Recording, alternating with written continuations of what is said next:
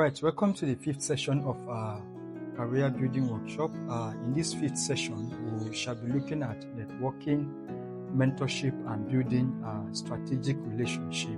We've examined from the first session that career building is a long-term project. It's something you're going to dedicate a large portion of your life building. It's something that will become part of your identity. And to do this requires a lot of collaboration, a lot of partnership, because you are operating within an ecosystem, and this ecosystem has with it all the machineries, all the opportunities that you need in order to be able to grow and to be able to harness these opportunities within the ecosystem where you will find yourself, whether it is within the industry or it's within the company where you are working or within your job role. It's important for you to be able to build the necessary relationship that is required. It's important for you to be strategic about it. And so in this session, we're going to look at everything around this. And the first thing we want to look at is networking. What is networking? Networking has to do with building collaborations with people within your ecosystem. When I mention ecosystem here, I'm talking about where you work versus where you work plus everything that has to do with the environment, everything has to do with the company where you work, people within the same industry, people who do similar things like you do, those behind you professionally, those ahead of you professionally. All of these forms what we call the ecosystem that will define your own professional development. Networking deals with how you get to meet these people, how you get to know them, how you relate with them, how they get to know you, how you become committed to each other, everything that has to do with buying people's commitments, people buying your commitment is what we refer to as networking. You will remember that while you were probably within the university system, your campus, friends, classmates, there are people that you know even from other departments. Probably you know them through a friend of yours and all that. So all of these people that you know are part of your network. And the importance of network cannot be overemphasized, especially when we talk about career progressions and scaling, because the flow of information flows within a network. Especially in the social space, we have found ourselves in social media and the impact of algorithm. What you see on social media is a product of your social network, because through algorithms, the social media is able to determine what is of interest to you, the types of posts you see, the types of referrals you get. Everything that you see on social media is a product of the ecosystem. It's a product of the network that you have on social media. Who is your friends? Influence the types of things that you are able to see on social media. This is how critical networking is. And building your network is very, very critical, and it's something that also requires some level of intentionality. You have to be intentional about it. We mentioned earlier about the importance of intention, the need to be intentional about your career growth and about your career progression. When it comes to building networking is also something that is not going to happen automatically. Meeting people does not mean that you are bonded. Bonding is something that takes time to build, and something that also requires some level of input from all parties involved. There is the need for that meeting point. There have to be a meeting point. You have to be present. You have to show up. whether it is at an industry event, it is at a workshop, it is at a meeting, it is at a marketplace, a conference, wherever it is. For you to be able to build network with people within that ecosystem, you need to be available. You need to be there. They need to see you. Whether it is even virtual, whether you are having a virtual meeting, having a Zoom meeting, you need to be available, you need to be present, people need to be able to see you. What this implies is that in whatever space you find yourself, if it involves other people, the other people that are there need to feel your presence. Whether you are attending a virtual meeting or a physical meeting, or you're having physical interaction, your presence should be felt. If you join a meeting virtually, for example, which cut you off from physical presence and thereby constituting, another layer of difficulty for you, you need to be able to speak up. During interactive sessions, you need to be able to also, make comments. You need to be able to share. You need to be able to share your idea. That is how people will get to know you, from expression, the way you express yourself, so that if you are present, people know that you are present. And then when we speak specifically to social media, the types of people you could attract on social media could also be influenced by the content, how you use your content to interact with their algorithm, and their algorithm could attract certain persons to you, and the attraction of these people to you could also affect the flow of information, the types of information and the type of content that you also see on social media. This was why earlier, when we were speaking about personal branding, we spoke about the need to be intentional about your engagement on social media, that you don't get tagged to posts that is not relevant to your career, that is not relevant to your professional development. You ensure that whatever it is that you are posting, whatever post you are sharing, is something that has some level of relevance and some level of importance to your career development and your career progression. In that way, the algorithm is able to push you to people who are on the same field, who are on the same journey with you. Second is to give value first. It's not just about being present. It's not just about speaking. There is a way you can speak and it will even cost you, more damage than when you are silent, because there have to be a space for value. People need to feel value from your presence, whether you are speaking to them, you are addressing them, you are leading them, you are communicating with them, in whichever level of engagement you have with people. People need to perceive that engagement is bringing them value. Right? So at any opportunity you have and at any meeting that you are, you need to ask yourself very critical questions, very important questions. What are the things you can say and you can do that can drive value, that people can drive value from? How can you position yourself in such a way that people can see you and derive inspiration? That alone can create some level of connection. The next is follow up. If you're able to interact with people, you attend a conference and you are able to get people to say, I really like what you shared, I really like the point you shared. That's to tell you that these people have already started building bonds with you, and there is need for you to keep it up, right? So you can follow them on social media, you can exchange contacts, and then you can once in a while chat them up and keep an ongoing conversation. And that is very, very critical, right? And so dropping a quick message for them, a thank you note, something around let's keep in touch, will go a long way to help you nurture that connection. And the next is to be consistent. You need to stay visible. You need to share content. You need to engage in conversations. You need to support others. A lot of people think that growing professionally just has to do with you being competent. If you are competent and you don't engage, if you are competent and you don't interact with people, you will not still grow, because people will not even know how valuable you are.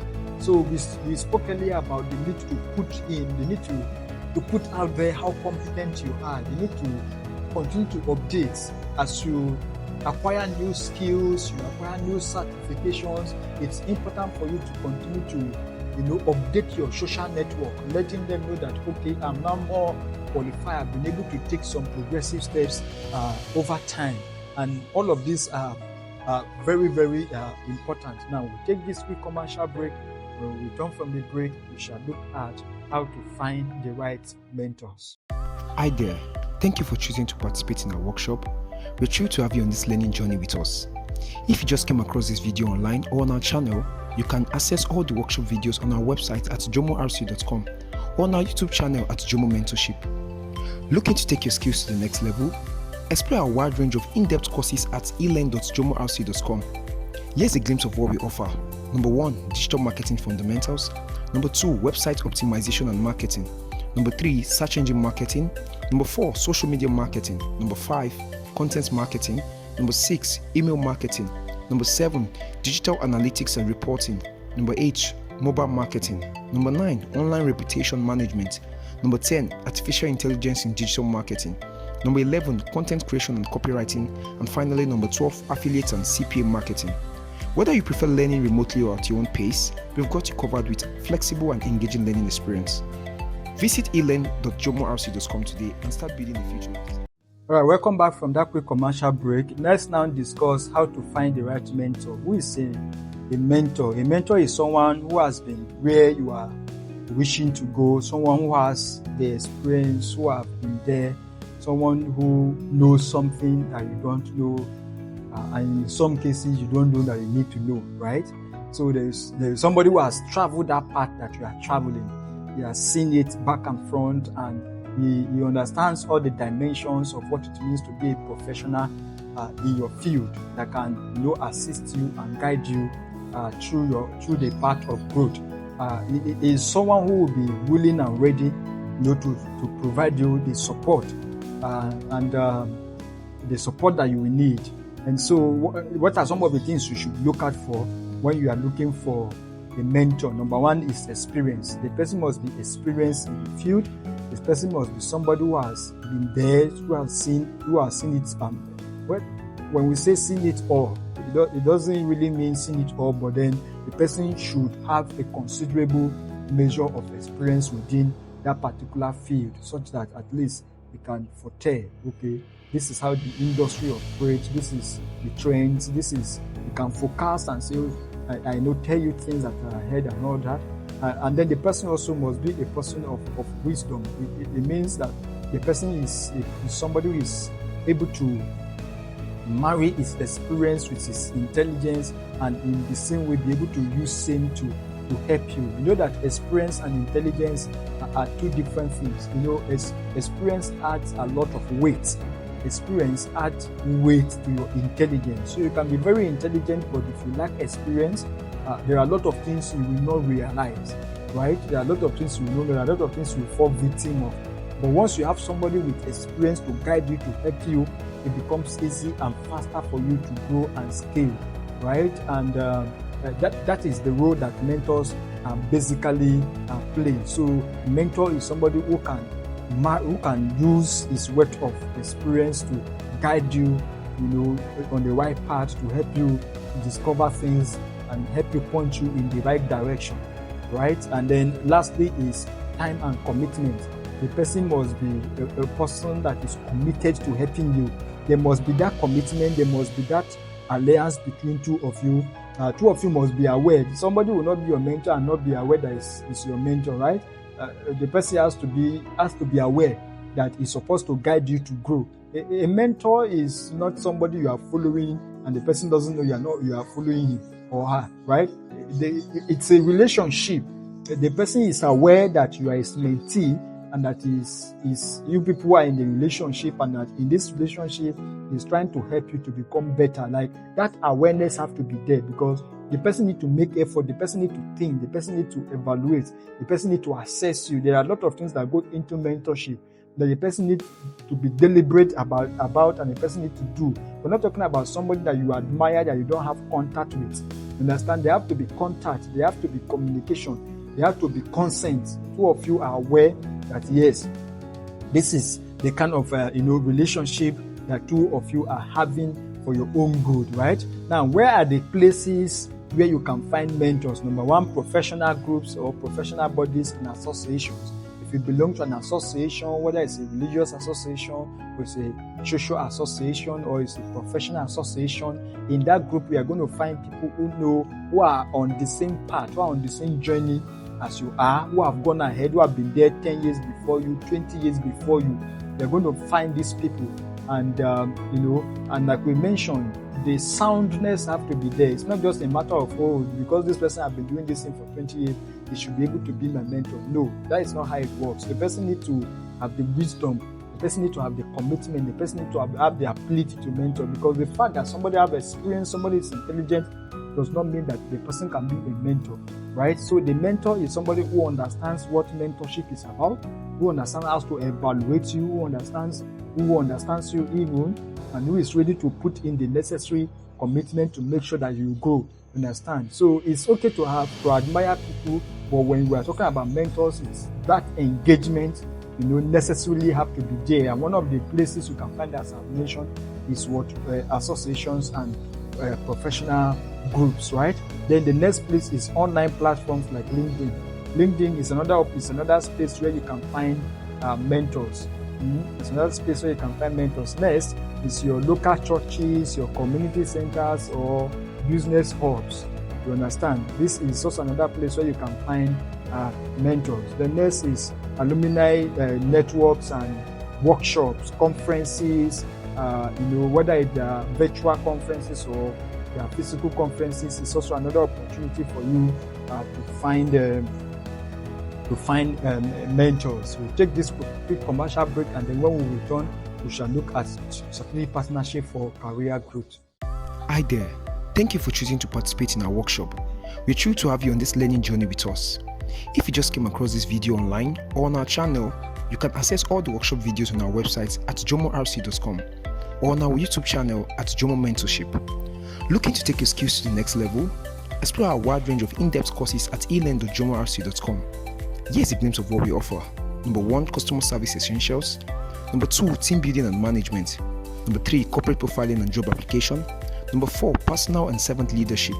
Number 5, human resource management. Number 6, communication and public speaking. Number 7, project management.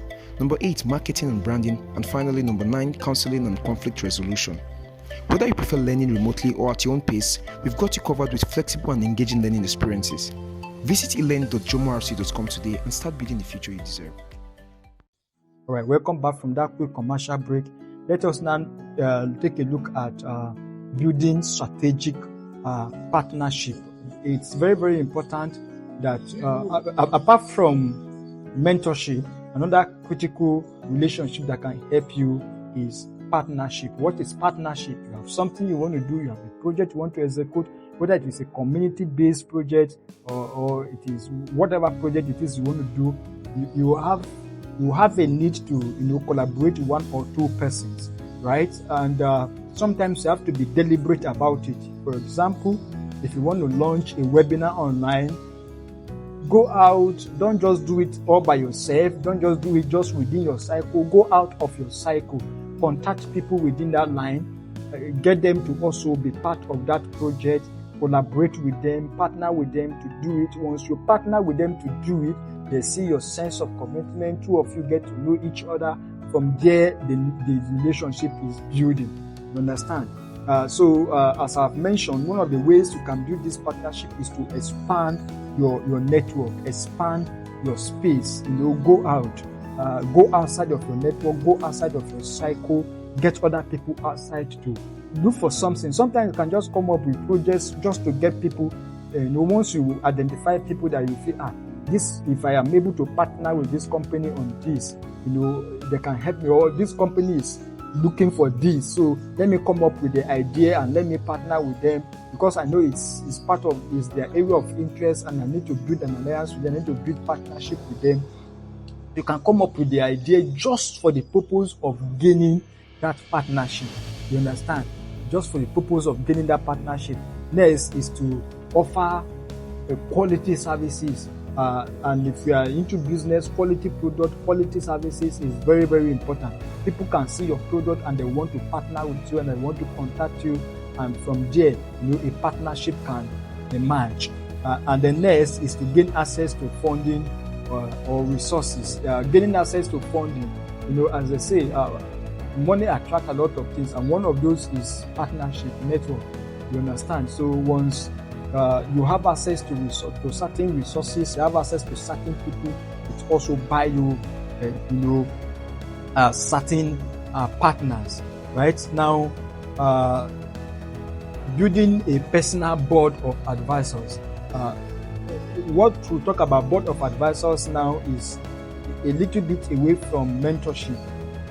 Assuming you are in the space where mentorship is not readily available, you can build a board of advisors. This board of advisors we are talking about are people who knows what you don't know, and who are not necessarily your mentors, but they are people that you can call, and ask them questions and find out from them, and they will be willing to, to oblige. They will be willing to advise you. They will be willing to give you their opinion. There are people that you consult, right? There could be sometimes family members also. There could be people within your organization, or there could be people outside of your organization. There could be people within the same spaces where you can find mentors, like LinkedIn, like professional associations and all that, right? And it's very, very critical for you to have these people, and these people could, as I've mentioned, could include your mentor. They could include your friend. They could include a professional in your industry, somebody you have worked with at a particular time and you know is very good at what he does.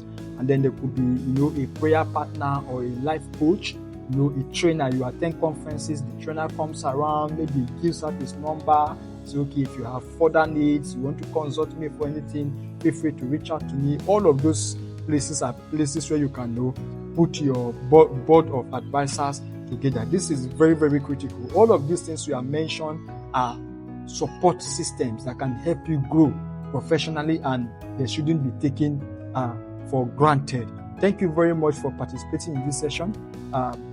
From this session, I will encourage you to reach out to one person you admire, send a message, a request a meeting, or simply express appreciation.